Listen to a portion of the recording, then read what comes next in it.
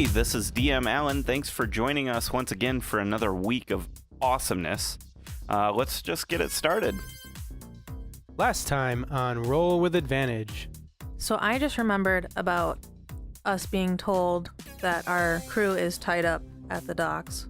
So you guys run aground again, and this time the submerged stalagmite cuts so far deep into the ship that the ship actually stops moving forward.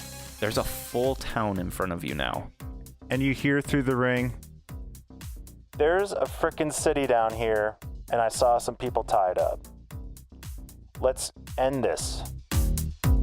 So Kinian, what do you do? I guess we should probably resolve who you see first if you're gonna do anything specific. I was totally flying off from the party to essentially rescue the crew. And okay. You hear like in a very excited, almost like loving voice through the ring, like, "I'm off to find the crew, and I feel great." What do you guys want to do? Do you chase after him? I'm heading towards the crew. Okay. All right. So there's no more obstacles between us and the crew? Seemingly no. Okay. So Kinian, you fly off, and everybody else, you take the path that hugs the side of the cavern. This cavern is rough. It's jagged. It's a little damp. It's not very damp, but it's noticeable when you touch the stone. Something you notice though as you get closer and closer to what must be the town is there is a faint yellow glow, like a phosphorescent glow that is coming from down this tunnel. And the water is streaming towards you, going against your path, flowing from this town, and you see like these speckles of like phosphorescent algae up on the ceiling, starting to light your way. Ooh, we used to eat that when I was a kid. Kinian, you enter the cavern from the river mouth. Flying, and in your bat form, do you just go straight for the crew? Yeah, I'm actually a flying half-orc at this point with my hands on my cape. So I was going to say change into his bat form anymore. That's yeah. right. But that's right. I'm like loving this cave action because it's dark and I can just fly at will. So Like a Batman. I am like the Batman, and I fly straight toward the crew where I saw the outline. Okay. Perception check for me, please. I'm good at that. Ouch. Well, it's an 8. My passive is 16. Okay. I'm just having so much fun flying. Yeah. So I need you to give me a D4 roll for me, please, to determine the group 2. The first thing you see this hunched over purple figure who's walking down one of these main roads of this stilted city.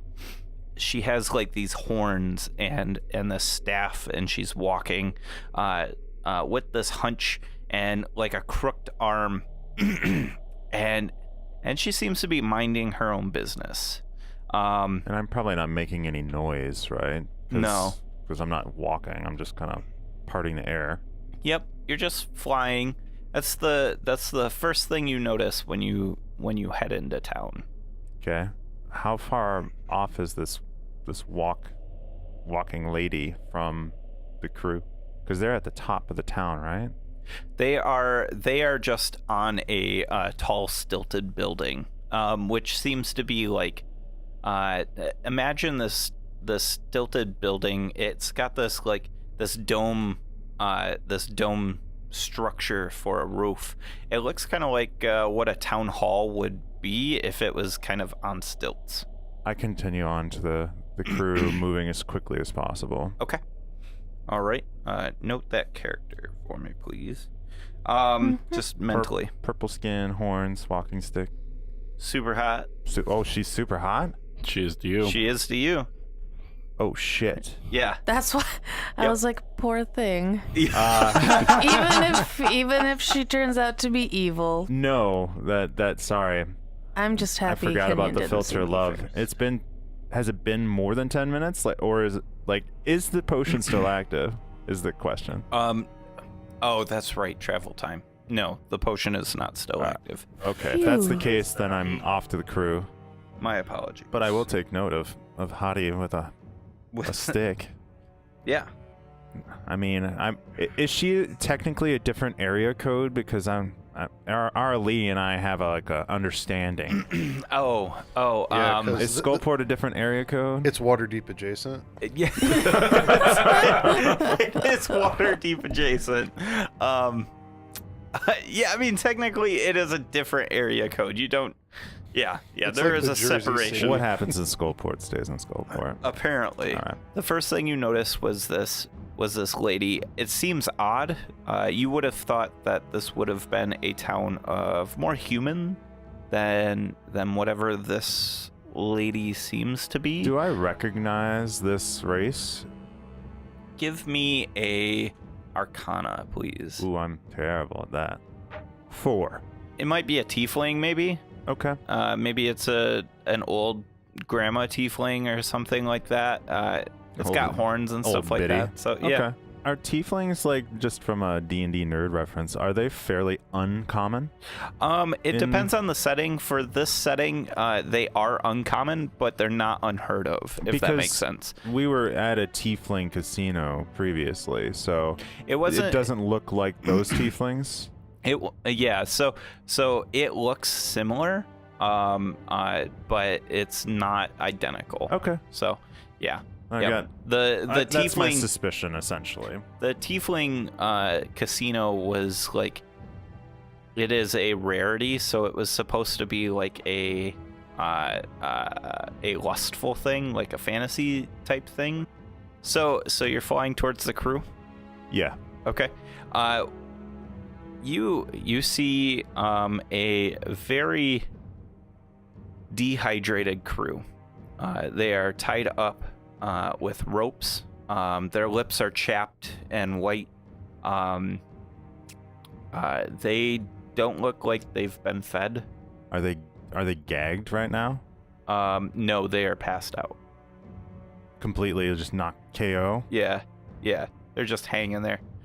They don't smell dead. They don't smell good. I immediately start cutting them down, Okay. and I would like to know if any of them regain consciousness. Okay. So as you're cutting them down, you are about 60 feet in the air, and you're shaking one of them as you're sawing through these ropes. Hold on, they're on poles 60 feet in the air? Yes. Yeah. They're on stilts. I can't then, because Oh, I'd have to okay. hold my hands on the cloak. You could hold onto the stilt if you Okay. like. Well, I'll hang on the stilt then. Yeah. And instead of cutting them down because they're KO, Yep. I want to try to bring them to. Oh, okay. I want to try to You're gonna wake them up. Okay. Would I have lost sight of Kenyon while he's flying ahead? If you are trying to keep pace with him, I would say no. You wouldn't have. Are you trying to keep pace with him? Yes, Okay. Kenyon's prone to trouble. Sure.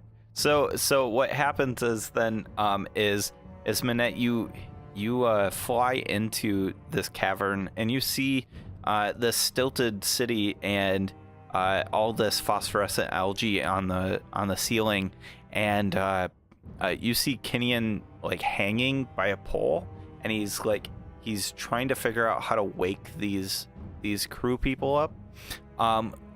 What you also see is you see a bustling town below him. You see people walking through the streets. Give me a perception check, please. 11. All you notice is that these people walking through the streets don't look humanoid, or they look humanoid. They're bipedal. They're not humans. Some of them are awfully scaly looking. and you are noticing creatures that are not of this plane. They're just from your background, you know them to be like a fae background. Does it look like any of them have noticed me flying up in the air? Not currently. Okay. They all seem to be very busy with whatever they're doing. You do see, Ooh. yeah, you do see a handful of guards like in a formation going down the street, and like it's almost in a wedge formation, and they're just kind of pushing these people out of the way. And they make their way up towards the north side of town. Kinian reaches his hand up to his belt, and basically I pull a hand axe out, and I bury it into the pole above the first captive, so I have a good handhold, basically using it kind of like an ice climbing pick. I climb up on the first captive and breathe into his mouth. And basically, CPR style. Yeah. And I raise with my left hand up the conch and to put it to his lips and push on his stomach to make him exhale into the conch. Ooh. All right. Interesting. I am going to give you inspiration if you don't already have it. I do. Who wants one? It doesn't work like that. Aw. So Now, is the conch going to teleport with... Nope. They're not because attuned. they're not attuned. Oh. Yep. Nice. That is. So I'll start scrambling from pole to pole if this is successful, using the same technique to get the crew to Maelstrom. So, Manette, what you see is you're just kind of hearing this like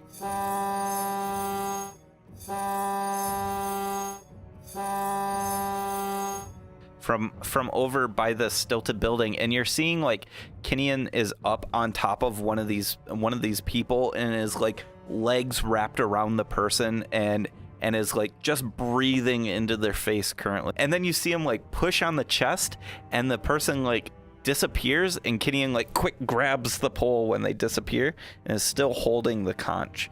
And I think he like looks at you and gives you like a sly smile, and it hits you for a second like, what the fuck? Like, okay, how'd he come up with that? And then you start seeing people making their way, and they're starting to circle this domed building, and they're looking upwards. They see me. So, how far back are the rest of the party? They just entered the cavern. They are not too far from you, in the mouth of this cave. I say through the ring, Kenny, and I think you've been spotted. These people don't exactly look like typical townsfolk, so be careful. Must move faster. And I start. They're already gone. I got gone. them all Yeah. gone. Yep. I put the conch back in my pack, and well, technically I kind of have it hanging on my side, don't I? Yep. And I take flight again. Okay. Would you like to try and sneak?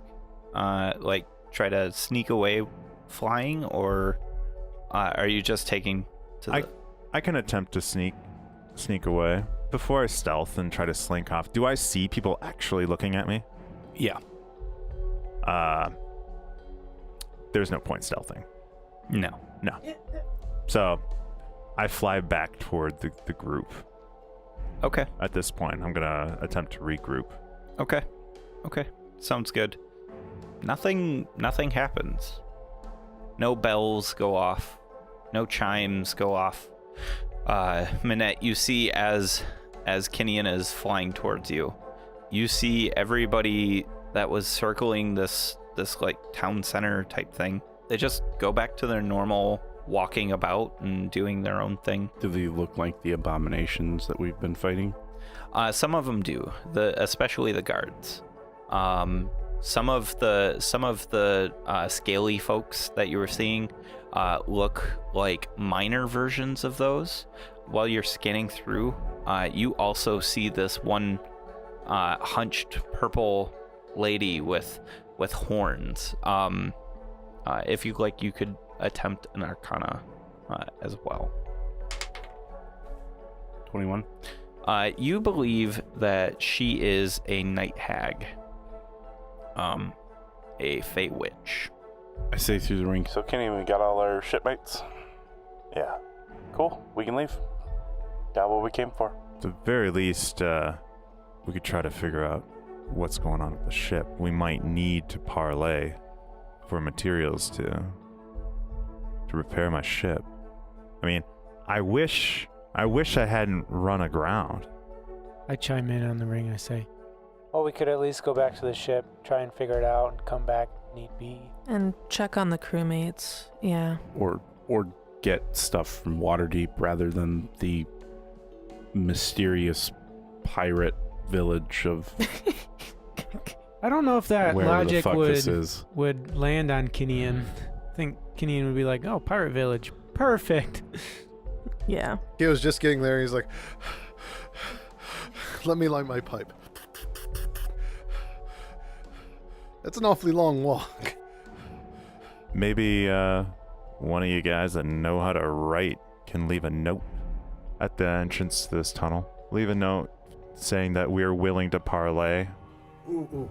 Kyo writes a note. I was going to say Says- that's what Keo likes to do. These locks are locked by order of the Emerald Enclave. If you have any questions or concerns, please contact the Order of the Obsidian Flame. A subsidiary. So, Located at the ship that is currently shipwrecked outside the cave. I do suppose Basically, we are in yeah. agreement, and I vanish back to the ship. When you go to hit the ring, it doesn't work. Bum, bum, Roll. bum. I would have also. So, like, is that just for Kenyon or all of us? I'm assuming. All of you. Okay. Man, I really wish I hadn't crashed my ship. I'm not hoofing it. I'm gonna take, to me, my steed. I swing down and pick up Kyo. I kind of push you back on it, so I'm up on the front of the broom.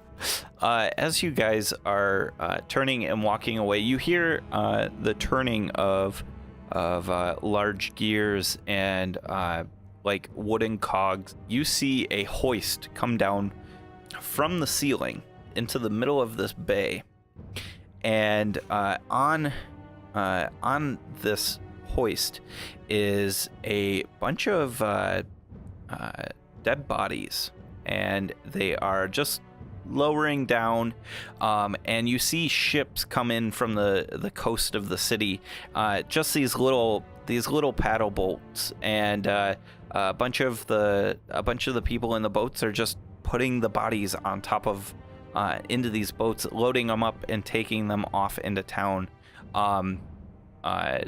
You see that some of these bodies are like getting tossed into the water. Like they're kind of like sorting through them, and the good ones are being brought to the coast. That doesn't sound weird at all. Are any of the people sorting black with yellow spots? There's a couple like cobalt bodies in the mass of bodies, but Yeah. But there aren't any working with the sorters. no. Okay. No. So you head back to the ship. Yeah. You hoof it back to the ship, and after a long while, you can get back to the zip line. The ship is still there. What time of day is it? At this point, it's probably getting closer to evening. Is it dim enough for me to just fly? No. Okay. No. We're talking like supper time. Supper? He's on the ship. I'll try the ring again. Okay. Yeah. Once you can like see the ship, you hit the ring and you're able to bamf right back to the ship. I see him disappear, so I try it too. I fly back leisurely.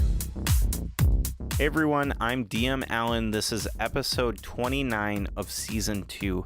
Thank you so much for joining us. Thank you so much for listening. And thank you all for sharing us out on social media. If you guys haven't already, please leave us a review, subscribe, and if you got a comment or something like that, let us know what you're thinking right now. Go ahead and give us a shout out too on social media. We're at DM's Table on Twitter, and on Facebook we're at the DM's Table. Please share us with all of your friends and family and really help us grow by word of mouth. It really means a ton to us. We don't put a dime into advertising for the show, so this is the only way we can grow. Also, hit us up on social media and let us know what con you're going to be at this year. Con season's upon us, and we want to be out there and meet you guys. So let us know, and maybe we'll show up to one that you're going to be at. I'm going to hand it off to AJ, the voice of Minette, for this week's sponsor. This week's sponsor is Audible. Audible is an amazing audiobook platform that has over 180,000 audiobooks to choose from for your iPhone, Android, Kindle, or MP3 player. Our listeners get a free audiobook download and a 30-day free trial at www.audibletrial.com/RWA. This week, I want to recommend Red Shirts by John Scalzi.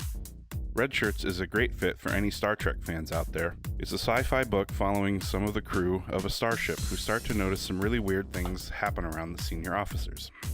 Physics starts acting weird, and they say overly dramatic things like they're talking into a camera. It's a hilarious take on sci-fi tropes, and the narration has so much character thanks to Will Wheaton, who has some experience with overly dramatic delivering lines.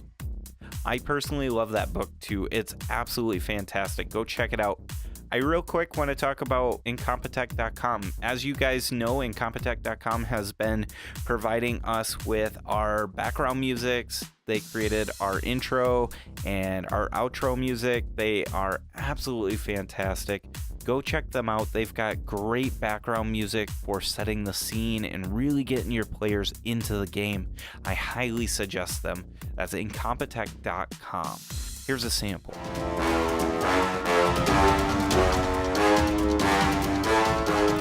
All right, that's it for this week. We're going to get right back to the show. See you out on the internet. Thanks, guys. Do you guys sit around to wait to parlay? I start looking at the hull. I go into the base of the ship. Okay. Are we taking on water? Like, how much of this is water at this point?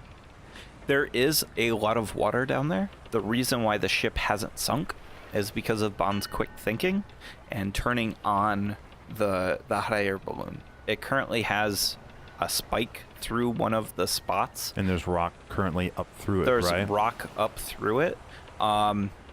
There's gashes, and you can see down into the water, but it's not more than like 1.5 feet deep in here. I'd like to patch what I can, like take the time with hammer and all the spare wood and stuff to essentially patch what I can. Okay. So I do what I can, and I take a look to see if I can see T anywhere. You're down there alone inspecting the damages. You hear this voice that says, Your driving almost killed me, my thrall. And he just kind of walks out of a shadow. A shadow that's too small for anyone to have been sitting in. My apologies, Master. My regular crew was abducted, and I've recently righted that wrong. However, they are not present, and clearly you see the damage to the ship. We're stuck here. He walks towards you and he says, "Hold out your arm, please." I do. And you see him. He's got like this rib poking through his side. On the count of 3, I need you to punch me as hard as you can in the rib. We need to set this bone back inside of me. That seems like a great idea. And he counts it off 1, 2, 3, and you punch him. Just flop. right in the side. You hear this like sickening crack, and the bone has broken now, and he's able to push it around his cold skin. This like dark ichor is kind of spilling from the wound. He takes the other arm of yours and he bites into it, and he drains 8 points of health off of the top of your hit point max. Okay. And he wipes his face and he says, "Now, how are you gonna get me out of here?" Well, at night there's a cave. It's not far from here. Even in your weakened state, I believe you'd be able to make it to the cave. There's a city filled with potential meals. "I shall not enter Skullport. There is something very dark down there. I think our time has come to pass. At night, I am going to have you create a diversion by jumping into the water. Just swim around, screaming, and I will disappear. I will be Yes. back for you. Don't you worry." Oh, thank you, Master. And he like steps back into the shadow and he just disappears. I walk back upstairs. Is everybody resting at this point? Like no one's watching out? Minette looking out? is definitely resting. Okay. I'm trying to stoke the balloon. Well, you can be a lookout while taking a rest. Yes. You know, you can do very light activities. So, like what I'm doing is, I've got supper up with me, and we're on the foretop, with the which is pointing towards the danger, manning The harpoon. the harpoon, and I've got my hat that looks exactly like the hat I've been wearing, but is a lot better. I've got that out, and I'm reattuning to it. Bon, you don't need to stoke the fire. It is a trapped fire elemental. So, just leaving it on the setting it's on is good enough. All right. I go into my quarters and I inspect the bite mark on my arm Okay. and I lick it Okay. like affectionately. All right. And All right. I find a way to basically hang upside down for my long rest All right. from the ceiling if possible. So you're hanging for your rest, and you hear this voice. It says, You need to be shown the way."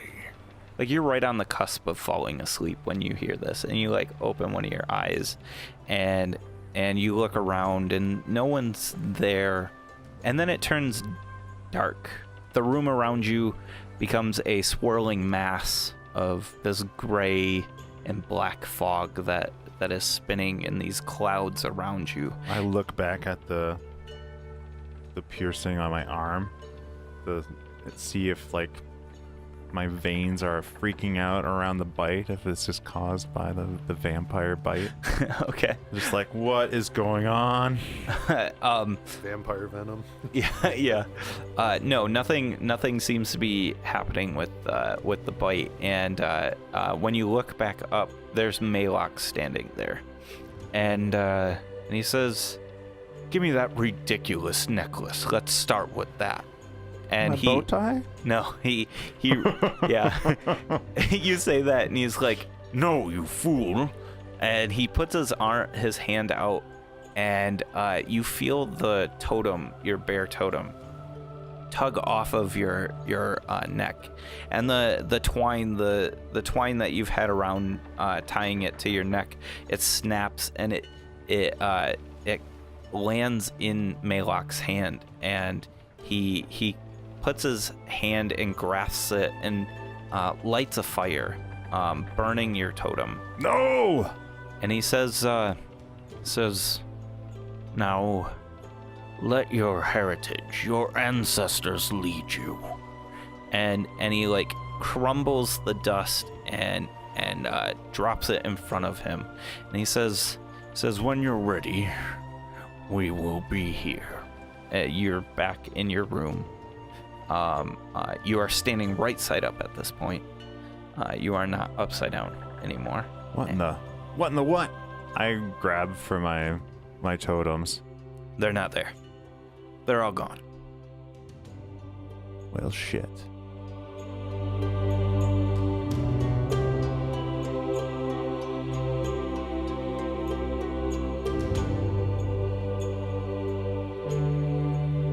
Tin, I assume you're awake and just kind of waiting at this point.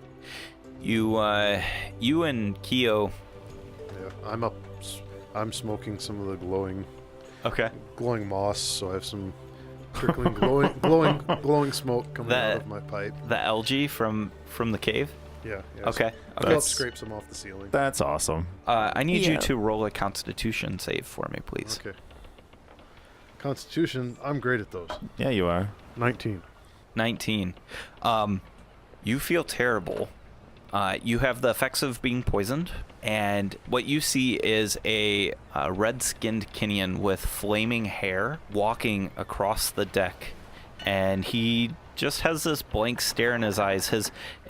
You know what? He's not even walking, he's gliding. He's got cloud for feet, and he's just kind of like floating across this deck, and he goes over the side of the deck, and he just kind of sits there in the air, looks back at you, and he mouths the word help. And you, Tin, you hear a splash and water splashing everywhere, and you hear Kinnian shouting, "Help! Help!" I cough, and I know that the algae is a good stuff. It's good shit, man. I immediately snap my head towards where the sound is from. Yep. It is. I'll say you're up on the deck as well. You That's just. what I was thinking, Yeah, you yeah. didn't necessarily see Kinnian. Maybe you were looking off, just enjoying the horizon or whatever. But when you look, you see all this water splashing about, and you see on the other side of the ship. You run over to see, and Kinnian is down there splashing, and he doesn't look like he's in trouble. Kinnian can swim, and there doesn't seem to be anything around him. I set off the alarm and hook a rope to the harness on Supper, and I say, "Supper, live by the rope, die by the rope."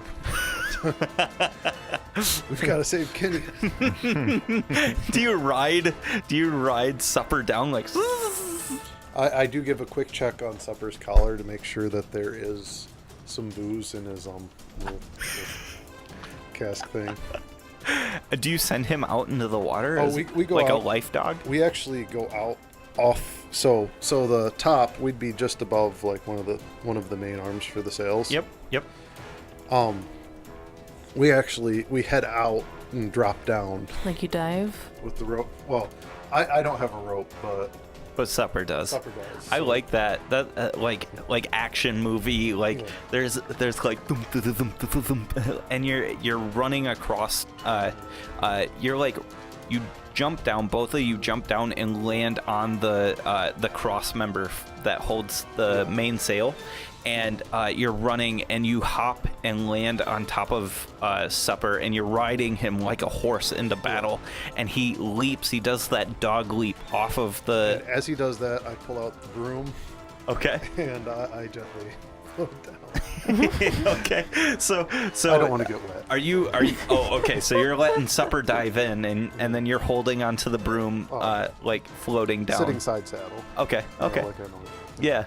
And Supper splashes in. Kinnian, this dog, swims up to you, and is dog paddling and has a container of alcohol around its neck. I reach for the alcohol with my hands, and I'm just now it's a little bit harder to stay afloat because I'm just kicking with my feet. Yep. And yeah, I'm all in on this elk. Okay, so you reach for the alcohol, right? And then the dog is pulled under. I'd react How close was the dog to me? It was within arm's length. Like you were just about to get there, and then like you saw its eyes go wide, and it just went whoop, like under the water. A splash of water goes up, and I think your initial reaction is to look for the shark, right? Like, yeah. Like and when you're looking for the shark, it's not there. You see the dog under the water, being pulled down into the depths.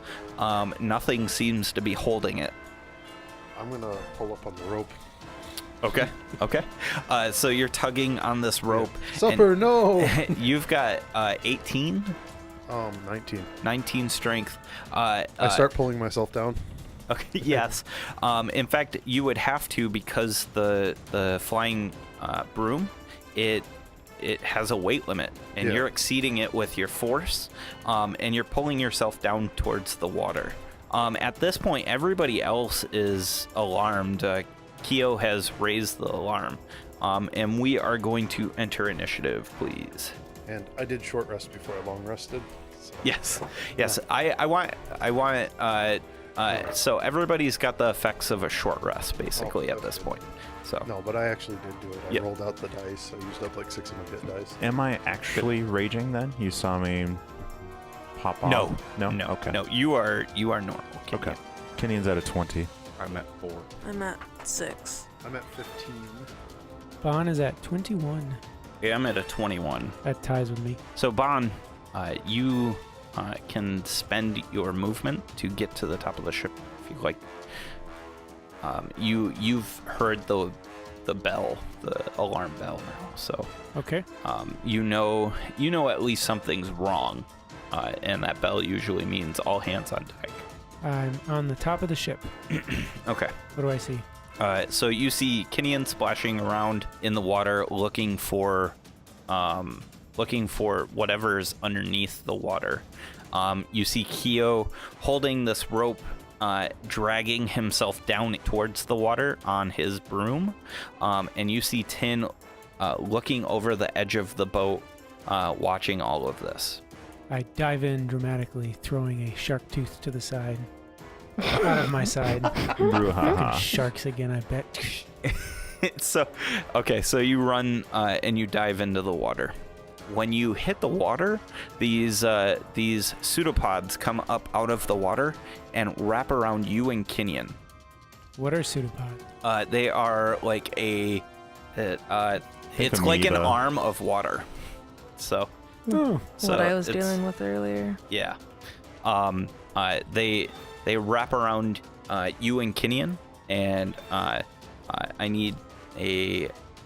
Let's do Bond first. We're going to do a grapple check. So you use athletics or acrobatics, whatever is best for you. The wall of my dice tray changed my 6 to a 16 for a total of 24. Nice.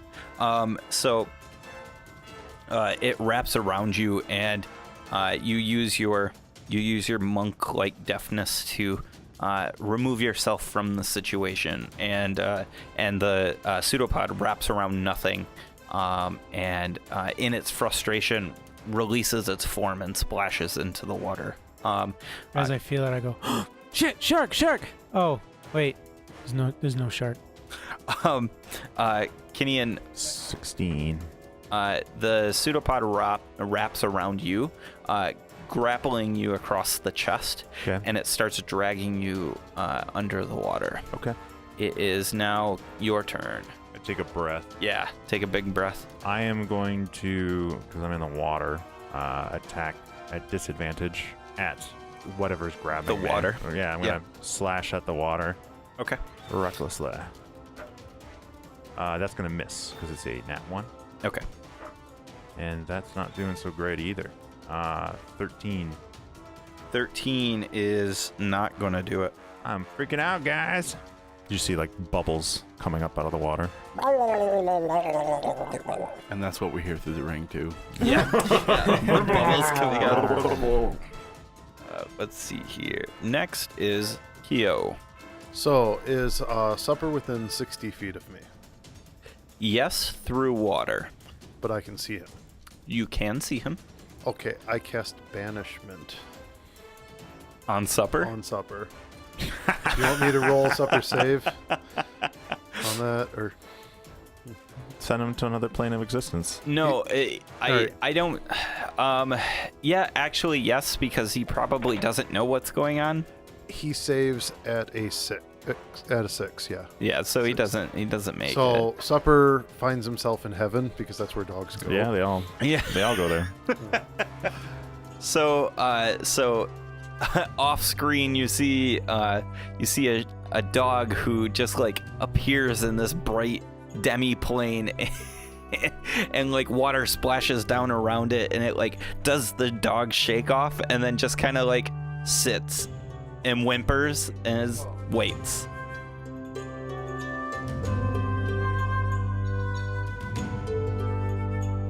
Hey, thank you so much for listening. What a fantastic episode. We cannot wait for next week's episode. We hope you stick around to find out what happens next. If you want to find out more about the show, about our characters, or things like that, go check us out on dmstable.com/RWA. DM's Table has awesome blogs. They've got cool information on there about writing new adventures and things around D&D. You can find a giant archive on all our episodes. DM's Table has got information on how to contact us through Twitter or Facebook or things like that. Go check it out, and we'll see you out on the internet. See ya.